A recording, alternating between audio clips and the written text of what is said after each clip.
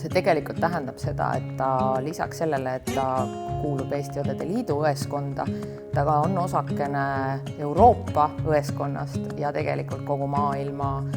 õdede ühtsusest. Nii et kuigi võib-olla iga liige ei taju seda, ei tunneta seda igapäevaselt, siis samas on meil liiduna on väga suur kindlus, et kui meil Eestis siin on sellised suured arendamist vajavad valdkonnad ja need teemad ei liigu, siis meil tegelikult on võimalik pöörduda mõlema organisatsiooni poole, kes saab meid toetada ja kas või riigi tasemel edastada kirju ja selliseid asju, et see rahvusvaheline see jõud, mis meie selja taga on, et see ongi nagu natukene selline